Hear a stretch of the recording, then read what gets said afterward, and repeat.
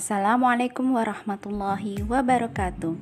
Halo anak-anak, kita lanjutkan lagi ya materi listrik yang kedua.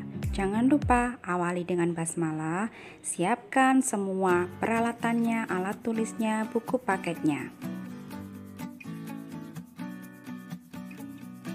Tujuan pembelajaran pada bab listrik yang kedua adalah 1. Memahami perubahan energi pada benda elektronik. Dan yang kedua adalah menjelaskan cara menghemat energi.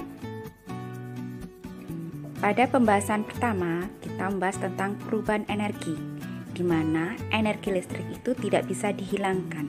Hanya energi listrik bisa berubah menjadi energi lain. Contohnya yang pertama adalah energi listrik menjadi energi panas. Contohnya adalah setrika, magicom, dan solder.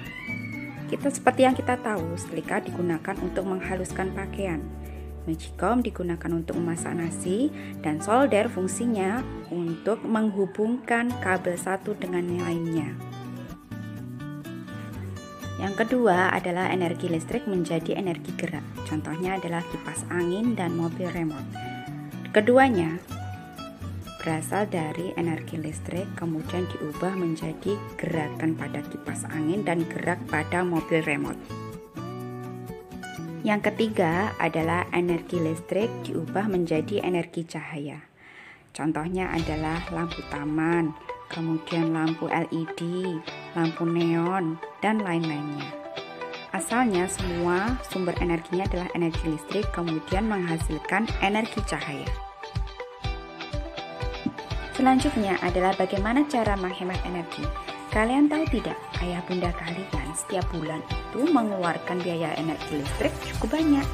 Maka untuk mengurangi biayanya, kita harus pandai-pandai menghemat energi. Bagaimana ya caranya?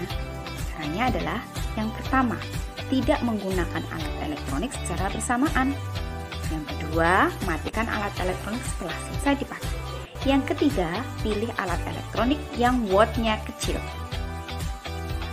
Salah satu cara menghemat energi listrik pada pemakaian kulkas adalah 1. Jangan sering-sering membuka tutup pintu kulkas. Yang kedua, jangan memasukkan makanan atau minuman yang masih panas ke dalam kulkas.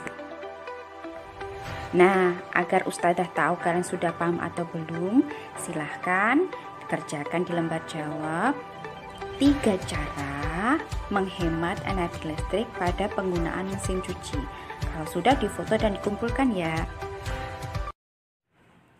Selanjutnya, nanti setelah selesai kalian melihat video ini, kerjakan soal yang ada di rangkuman yang ada tanggalnya 1 Oktober pada lembar jawab yang disediakan.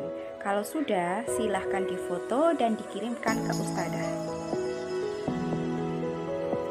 Untuk membantu mengerjakan, Ustadzah berikan bagaimana cara mengerjakan latihan soal rangkaian listrik.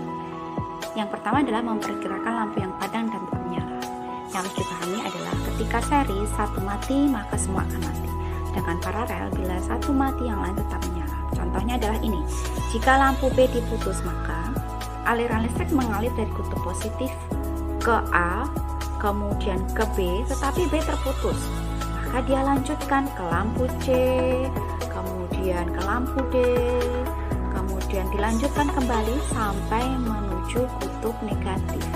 Maka bisa disimpulkan dari sini lampu yang hidup adalah lampu A, C, dan D. Sedangkan yang mati hanya lampu B saja.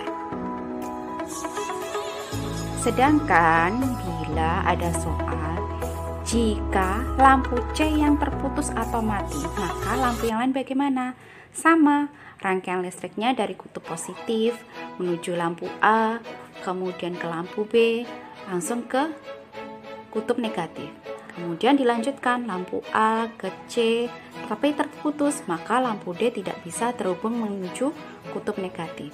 Dapat disimpulkan bahwa yang menyala hanya lampu A dan lampu B saja, sedangkan lampu C dan lampu D semuanya mati. Yang kedua jenisnya adalah jika saklarnya tertutup atau terbuka. Pada kali ini adalah jika lampu saklar S1 dan S3 ditutup atau arus listriknya terhubung, sedangkan saklar 2-nya terbuka. Jadi arus listriknya mengalir dari kutub positif ke lampu 2, ternyata saklar 2-nya terbuka sehingga tidak bisa terhubung. Kemudian dia beralih ke lampu 1, lanjut ternyata saklar 1-nya tertutup, maka bisa dilanjutkan. Ke lampu 4 juga begitu, berlanjut kemudian sampai ke saklar 3, ternyata saklar 3 tertutup sehingga arus listriknya bisa terhubung. Di sini dapat disimpulkan bahwa lampu yang hidup adalah lampu 1 dan lampu 4. Sedangkan lampu 2 dan lampu 3 tidak bisa hidup atau mati karena saklar 2-nya terbuka sehingga arus listriknya terputus. Demikian materi yang bisa Ustazah sampaikan. Atas perhatiannya Ustazah ucapkan terima kasih ya. Jangan lupa tetap jaga kesehatan, tetap jaga wajar jinya, kemudian bantu orang tua. Assalamualaikum warahmatullahi wabarakatuh.